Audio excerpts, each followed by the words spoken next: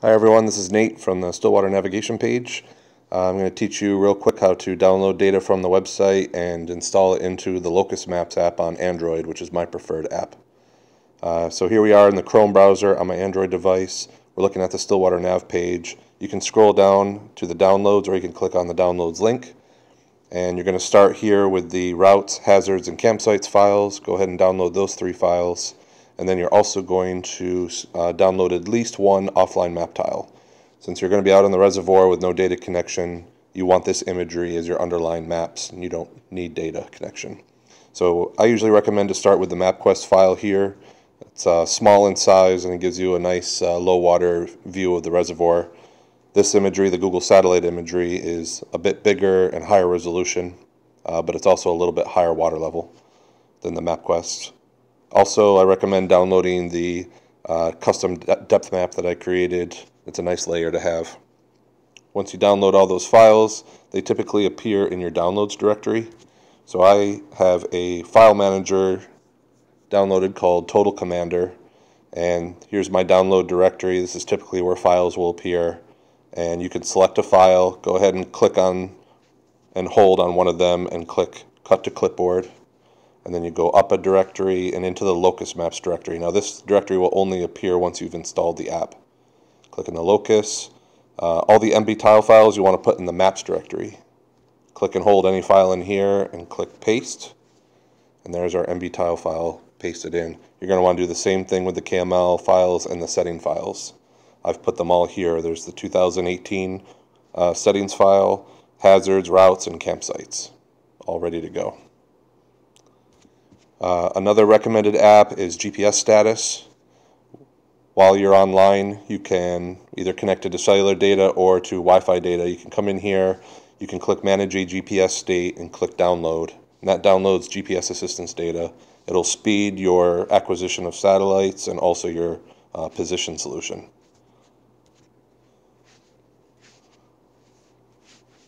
Now let's go into LocusMaps.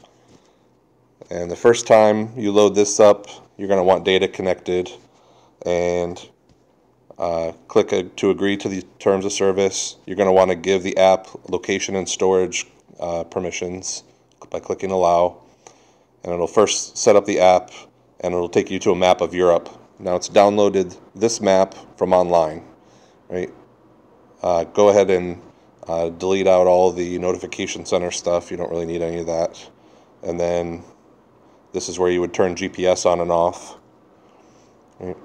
So now that we started up, I'll turn data off. Let's go up into here, into the main menu in the upper left corner, more functions, import, and let's pick the settings file that I'll provide in this post, and it'll restore all the settings. Restart the application.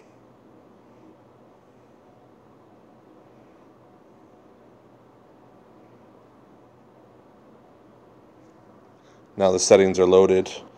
Let's go ahead. Now in the upper right corner there's a map icon. Click that. Go ahead and pick some imagery, and center around Stillwater, yes. And there's the Stillwater imagery.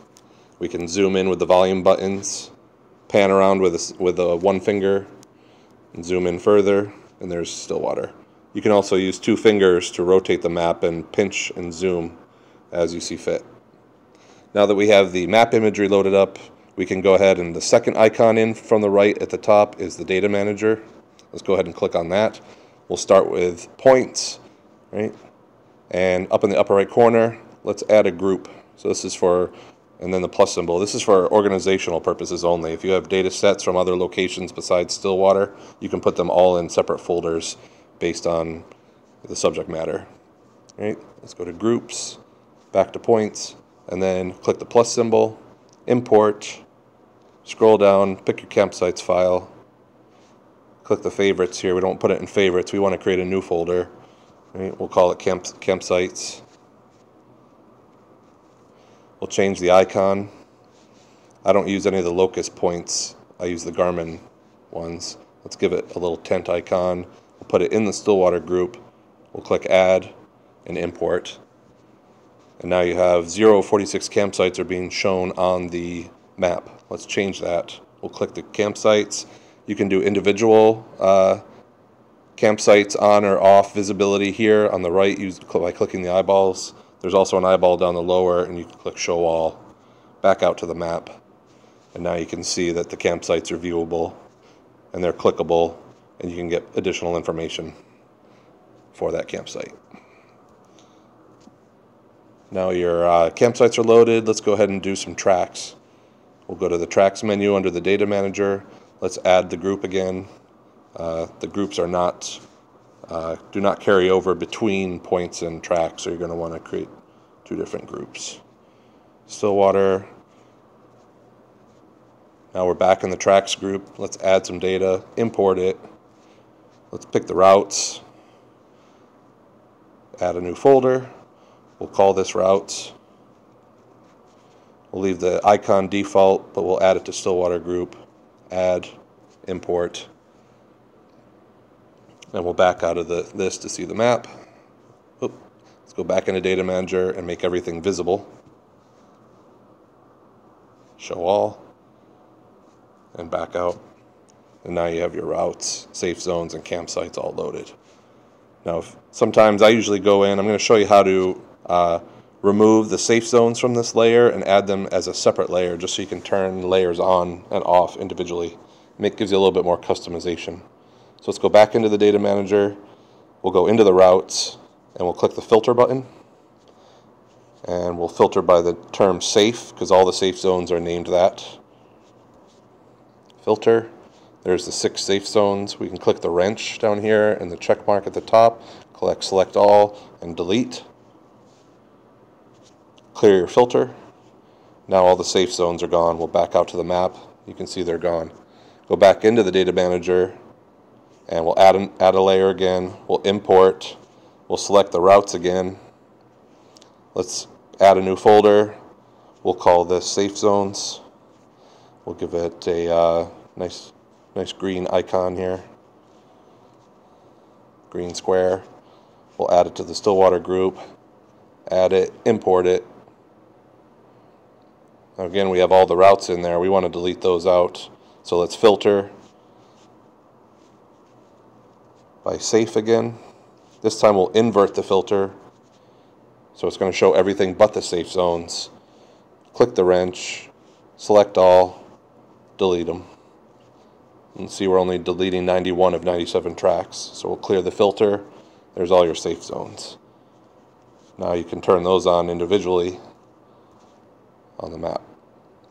Let's go ahead and do the hazard polygons as well. Back into the Data Manager. Let's click plus, import. Let's do the hazards this time. We'll add a new folder. And I'm just going to do the mid-water hazards to show you here. Mid.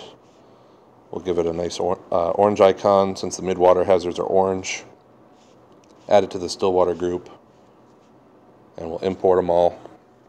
Of course, this is 335 tracks, but only a subset of those are the orange mid tracks. So let's click in that label. You see all the entries are LW, MW, or HW, depending on low water, mid water, high water. So let's go ahead and filter. And we'll do MW, invert the filter. So we're showing everything but the mid-water hazards. Let's go ahead and click the wrench and select all and delete them. See, we're deleting 216 out of the 335 tracks. Let's clear our filter. There's our mid-water hazards left. Right, and we'll turn them on, visibility, and back out. Okay. Now once you have the data loaded, you can zoom in to your location, which typically would be starting from the boat launch at Stillwater. Right?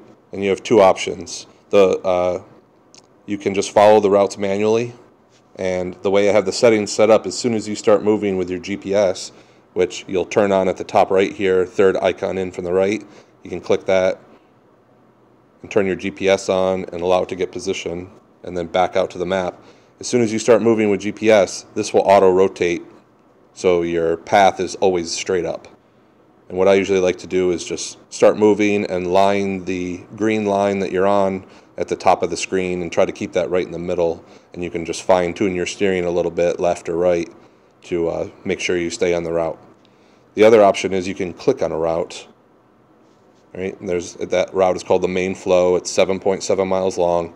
You can click on the arrow here and click navigation and guidance, and click guidance, and it will give you, because my GPS isn't on right now, it doesn't show it, but it will give you a blue line connecting you back to the next waypoint. So it'll show you a little bit more clearly if you're off route. It also gives you distance information at the top here. You can click the guidance back off here. Right? So you can follow things manually. You can also turn guidance on and off. The only trick is once you're switching routes, like if you want to go up the green main flow route but you want to turn right here, you're going to have to take the time to click on it and change guidance to that route and so on. You might traverse 4 or 5 routes to get where you're going, so it becomes a little cumbersome. I typically just follow the routes manually. One other thing you want to be careful of is if you're on a green route, you're probably fine at 400 to 800 foot zoom levels. There's 800 feet. Just because of the separation of hazards for the green routes, you're safe. But if you get onto a yellow or red route, you're definitely going to want to zoom in further, either to 200 as you move in. As you get really close to shoals, you probably want to go down to less than 100 feet. Because if you're zoomed out any further, you're not going to see slight variations off the routes here. So you got to be really careful about your zoom levels as you're traversing these routes. And that's it. If you have any questions, feel free to email me on the website. Thanks for watching.